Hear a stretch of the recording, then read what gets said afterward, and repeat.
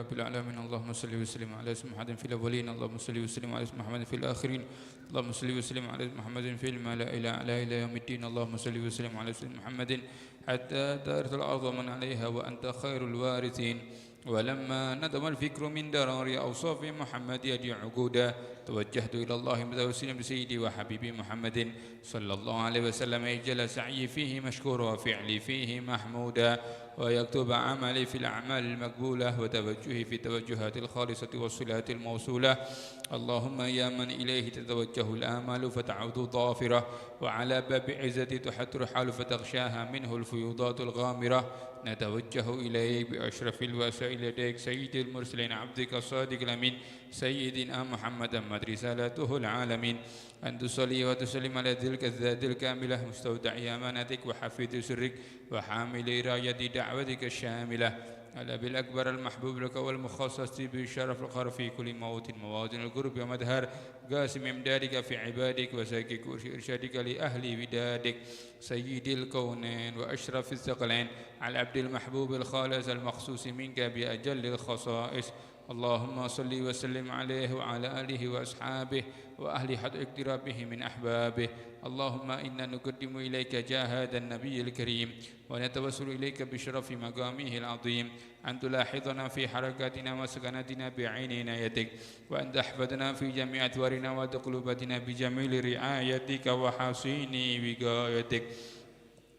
وأن تبلغنا من شكر إليك وإلى هذا الحبيب غاية آمالنا، وتقبل منا ما تحركنا فيه من نياتنا وأعمالنا، وتجعلنا في حضرة هذا الحبيب من الحاضرين، وتجعلنا في حضرة هذا الحبيب من الحاضرين، وتجعلنا في حضرة هذا الحبيب من الحاضرين، وفي طرائق اتباعه من السالكين، ولحقك وحق من المؤدين، ولأهدك من الحافظين. اللهم إن لنا عظما في رحمتك الخاصة فلا تحرمنا، وأذنا جميلة هي وسيلة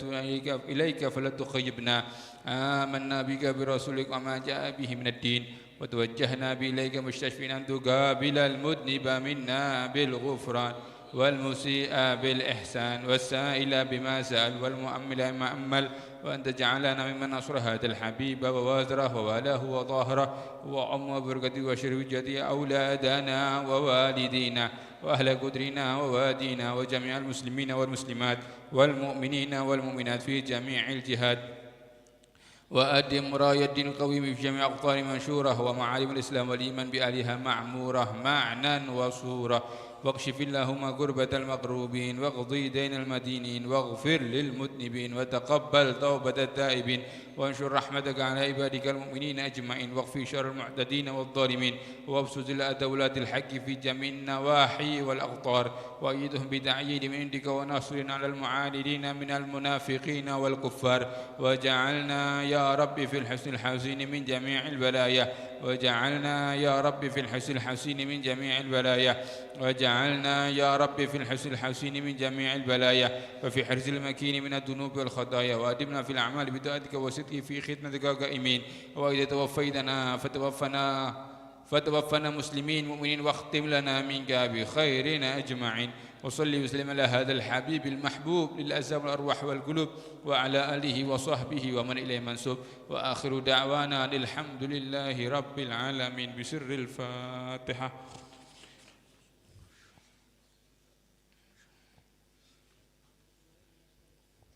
السلام عليكم ورحمة الله تعالى وبركاته. بسم الله والحمد لله والصلاة والسلام على سيدي رسول الله محمد بن عبد الله وعلى آله وصحبه ومن والاه، ولا حول ولا قوة إلا بالله. رب اشرح لي صدري ويسر لي أمري واحلل عقدة من لساني يفقه قولي. أما بعد. Al-muhtaramun wal mukarramun yang saya muliakan dan saya hormati, para habaib, para kiai, para asatid, para sesepuh, hadirin yang dirahmati oleh Allah Subhanahu wa taala. Alhamdulillah kita hadir dalam haul Al-Habib Syekh bin Abdul Rahman As-Sekaf. Mudah-mudahan kita mendapatkan barokah beliau. Amin Allahumma amin. Al-Fakir, saya di sini mewakili dari mertua Al-Habib Idrus bin Syekh As-Sekaf mengucapkan kepada panjenengan sederajah jazakumullah khair ahsanal jaza. Terima kasih yang banyak kepada hadirnya panjenengan semua. Allah yang balas. Amin Allahumma amin. Mungkin ada kekurangan dari keluarga, kami minta maaf mungkin di tempat atau hidangan, kami minta maaf dan kami berterima kasih kepada panjenengan semua, lebih-lebih kepada panitia dan yang nyumbang, lebih-lebih kepada ibu-ibu ya, mak-mak, the power of mak-mak bagian sing masak-masak wong wedok-wedok iki. Telung dina petang dina masak. Mudah-mudahan Allah yang balas. Amin. Allahumma amin. Saya di sini mewakili keluarga. Terima kasih kepada panjenengan. Seterusnya Yasin dan tahlil, kemudian ditutup dengan doa.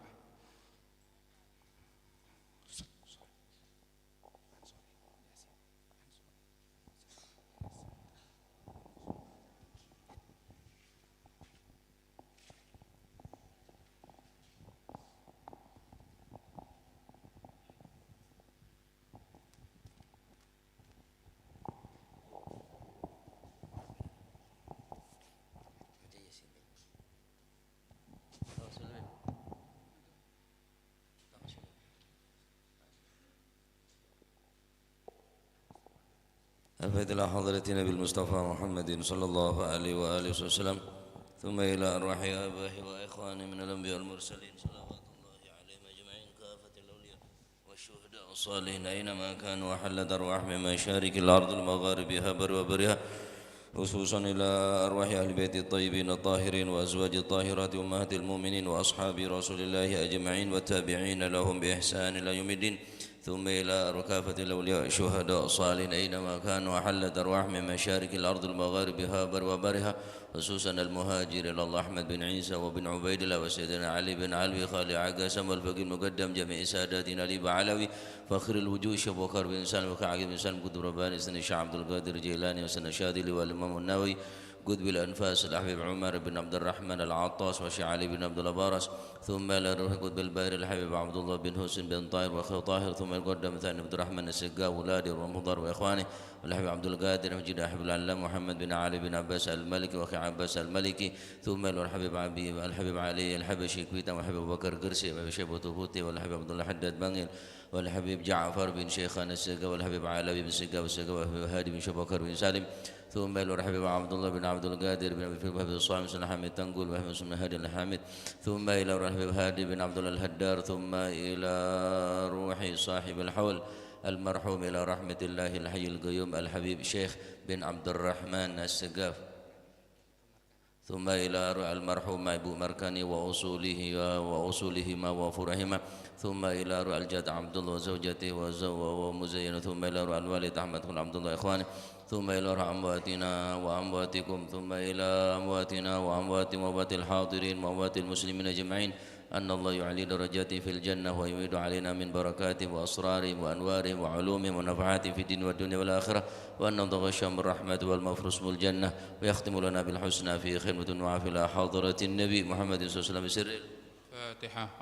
أعوذ بالله من الشيطان الرجيم بسم الله الرحمن الرحيم الحمد لله رب العالمين الرحمن الرحيم مالك يوم الدين إياك نعبد وإياك نستعين اهدنا الصراط المستقيم صراط الذين أنعمت عليهم غير المغضوب عليهم ولا الضالين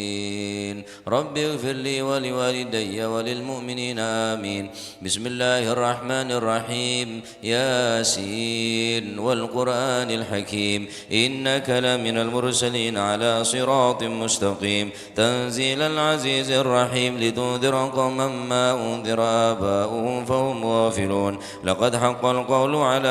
أكثرهم فهم لا يؤمنون إنا جعلنا في أعناقهم أغلالا فهي إلى الأذقان فهم مقمحون وجعلنا من بين أيديهم سدا ومن خلفهم سدا فغشيناهم فهم لا يبصرون وسواء عليهم أنذرتهم أم لم تنذرهم لا يؤمنون إنما تنذر من اتبع الذكر وخشى الرحمن بالغيب وبشره بمغفرة وأجر كريم إنا نحن نحيي الموتى ونكتب ما قدموا وآثارهم وكل شيء أحصيناه في إمام مبين واضرب لهم مثلا أصحاب القرية إذ جاءها المرسلون إذا أرسلنا إليهم 2 فكذبوهما فعززنا بثالث فقالوا إنا إليكم مرسلون قالوا ما أنتم إلا بشر مثلنا وما أنزل الرحمن من شيء إن أنتم إلا تكذبون قالوا ربنا يعلم إنا إليكم لمرسلون وما علينا إلا البلاغ المبين قالوا إنا تطيرنا بكم لئن لم تنتهوا لنرجمنكم وليمسنكم منا عذاب أليم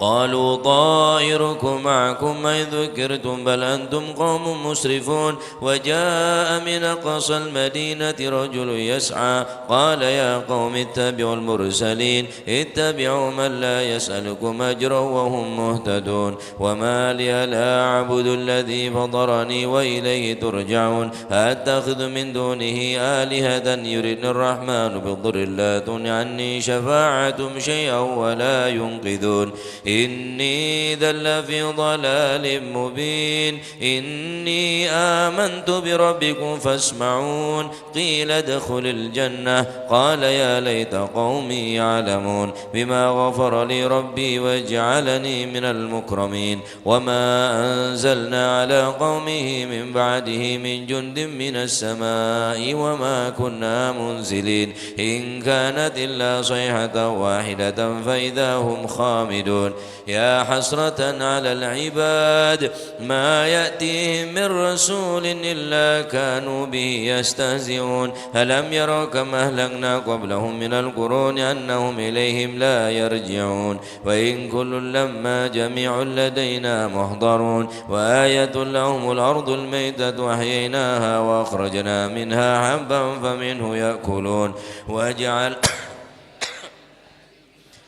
وعناب وفجرنا فيها من العيون ليأكلوا من ثمره وما عملته أيديهم أفلا يشكرون سبحان الذي خلق الأزواج كلها مما تنبت الأرض ومن أنفسهم ومما لا يعلمون وآية لهم الليل نسلخ منه النهار فإذا هم مظلمون والشمس تجري لمستقر لها ذلك تقدير العزيز العليم والقمر قدرناه منازل حتى عاد كالعرجون القديم لا الشمس ينبغي لها أن تدرك القمر ولا الليل سابق النهار وكل في فلك يسبحون وآية لهم أنا حملنا ذريتهم في الفلك المشحون وخلقنا لهم من مثله ما يركبون وإن نشاء نوركم فلا صريخ لهم ولا هم ينقذون إلا رحمة منا ومتاعا إلى حين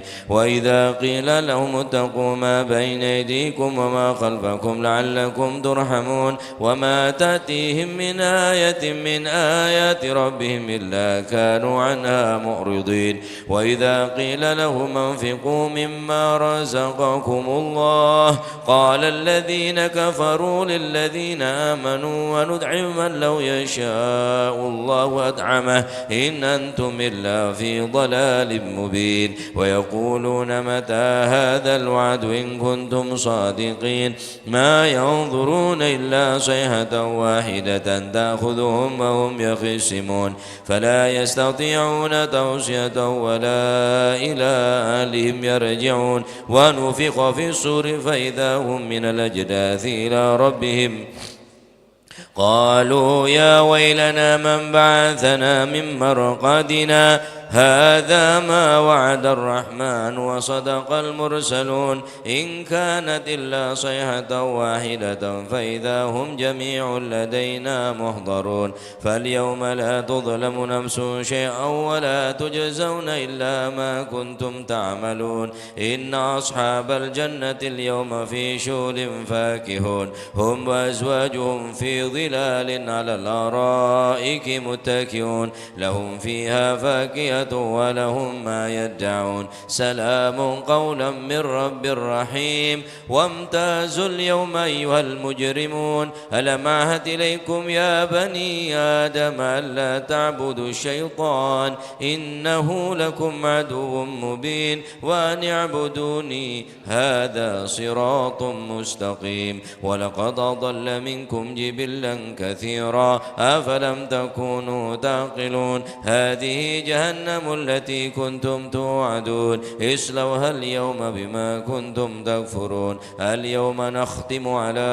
أفواههم وتكلمنا أيديهم وتشهد أرجلهم بما كانوا يكسبون ولو نشاء لطمسنا على أعين فاستبقوا الصراط فأنى يبصرون ولو نشاء لمسخناهم على مكانتهم فما استطاعوا مضيا ولا يرجعون ومن نعمر نكس في الخلق أفلا يعقلون وما علمناه الشعر وما ينبغي له إن هو إلا ذكر وقرآن مبين لينذر من كان حيا ويحق القول على الكافرين أولم يروا أنا خلقنا لهم مما عملت أيدينا أنعاما فهم لها مالكون وذللناها لهم فمنها ركوبهم ومنها يأكلون ولهم فيها منافع ومشارب أفلا يشكرون واتخذوا من دون الله آلهة لعلهم ينصرون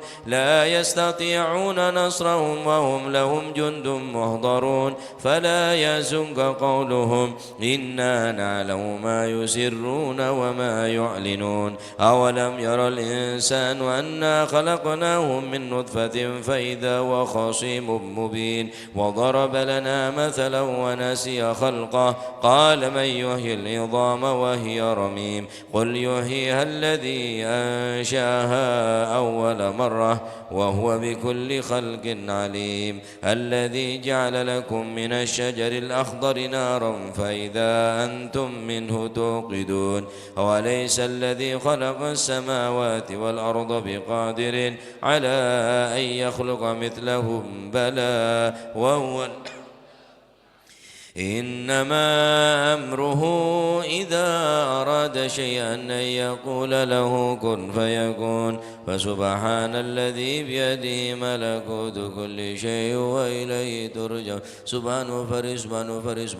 فرج همومنا وغمومنا يا حي يا قيوم اللهم إنا نستغفرك ونستودعنا أنفسنا ولنا أولادنا أموالنا كل شيء أعطيتنا اللهم اجعلنا وإياهم في كناف وأمانك وجوارك وعياذ من كل شيطان مريد وجبار عنيد وذي عين وذي بين وذي حسد ومن شر كل ذي شر إنك على كل شيء قدير اللهم جملنا بالعافية والسلامة وحققنا بالتقوى والاستقامة وعذنا من موجبات الندامة في الحال والمآل إنك سميع الدعاء اللهم اغفر لنا ولوالدينا وأولادنا ومشايخنا ولإخواننا في الدين ولأصحابنا وأحبابنا ولمن حبنا فيك ولمن أحسن إلينا خصوصا إلى روح صاحب الحبيب عبد الرحمن الشيخ بن عبد الرحمن السقا وأولاده وأصوله وزوجته وأصوله وفوره أمواتنا وأموات المسلمين أجمعين وارزقنا اللهم كامل المتابعة له ظاهرا وباطنا في عافية وسلامة برحمتك يا أرحم الراحمين يا أرحم الراحمين يا أرحم الراحمين وصلى الله على سيدنا محمد وعلى وسلم الحمد لله رب العالمين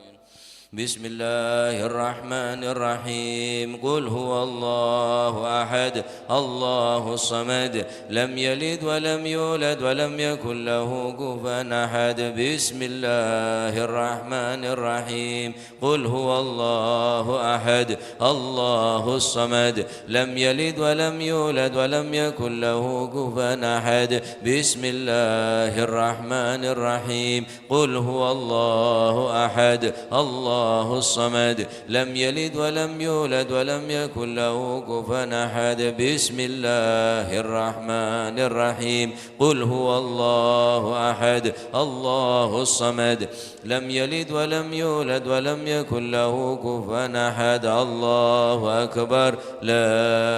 إله إلا الله والله أكبر بسم الله الرحمن الرحيم قل أعوذ برب الفلق من شر ما خلق ومن شر غاسق إذا وقب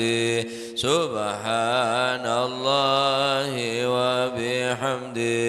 سبحان الله حمدي سبحان الله وبحمده سبحان الله سبحان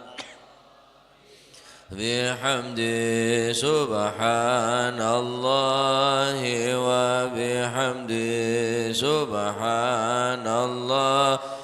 وبحمده سبحان الله وبحمده وبحمده سبحان الله عدد ما خلق الله سبحان ما خلق الله سبحان الله عدد ما خلق الله سبحان الله عدد ما خلق الله سبحان عدد ما خلق الله سبحان الله عدد ما خلق الله سبحان الله عدد ما خلق الله سبحان الله عدد ما خلق الله سبحان الله عدد ما خلق الله سبحان الله عدد ما خلق الله يا الله يا الله يا الله يا الله يا الله يا الله يا الله يا الله يا الله يا الله يا الله يا الله يا الله يا الله يا الله يا الله يا الله الله يا الله سلمنا في الدنيا والآخرة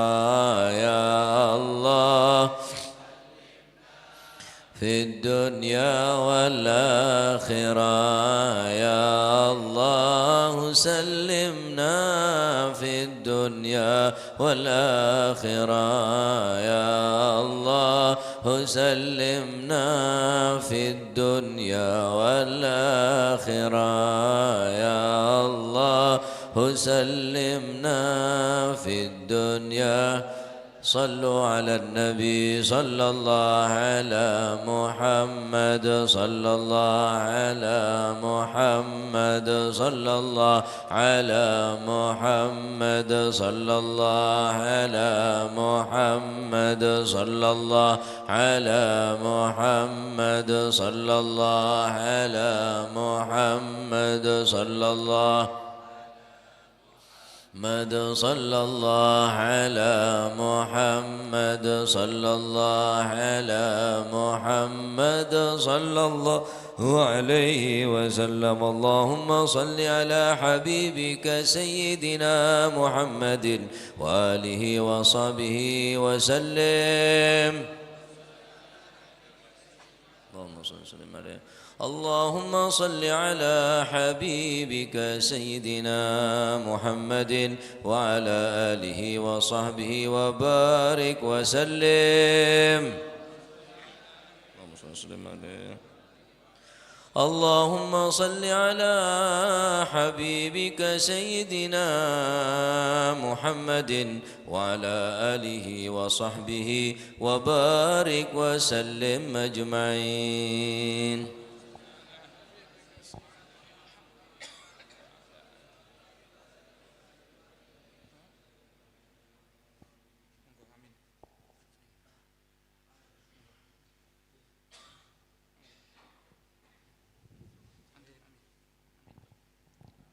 اللهم صل وسلم على سيدنا أحمد وعلى آله وصحبه أجمعين والحمد لله رب العالمين.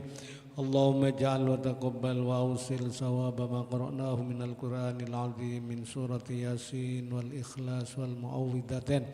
وما هللنا من قول لا إله إلا الله محمد رسول الله وما استغفرنا من قول أستغفر الله العظيم وما سبحنا وما حمدنا وما صلينا على سيدنا محمد صلى الله عليه وسلم في هذا المجلس المبارك هدية منا واصلة ورحمة منك نازلة وبركة منك ساملة وصدقة متقبلة نقدم ثواب ذلك ونهدي إلى حضرة سيدنا وحبيبنا وشفينا وقرة أعيننا سيدنا محمد صلى الله عليه وسلم ثم إلى روح آبائه وإخوانه من الأنبياء والمرسلين صلوات الله وسلامه عليهم أجمعين ثم إلى روح أزواجه أمهات المؤمنين الطيبين الطاهرين لا سيما الخلفاء الراشدين والأئمة الأربعة المجتهدين ومقلدين في الدين والمفسرين والمحدثين والعلماء العاملين ثم إلى حضرة سلطان الأولياء القطب الرباني والهيكل الصمداني سيدنا الشيخ عبد القادر الجيلاني ثم إلى روح من اجتمعها هنا بسببه لأجل المرحوم المغفور له الحبيب الشيخ بن عبد الرحمن السقاب ثم إلى روح المرحوم أبو نعي مركاني ووصولهما وفروهما اللهم اجعل ثواب ذلك منا إليهما اللهم اجعل فداء لهما من النار وإتقا لهما من النار وبراءة لهما من النار وفكاكا لهما من النار اللهم اغفر لهم وارحمهم وعافهم واعف عنهم واجعل الجنة مأواهم اللهم لا تحرمنا أجرهم ولا تفتنا بعدهم واغفر لنا ولهم برحمتك يا أرحم الراحمين ربنا آتنا في الدنيا حسنة وفي الآخرة حسنة وقنا عذاب النار وأدخلنا الجنة مع الأبرار يا عزيز يا غفار يا رب العالمين وصلى الله على سيدنا محمد وعلى آله وصحبه أجمعين والحمد لله رب العالمين بسر أسرار الفاتحة.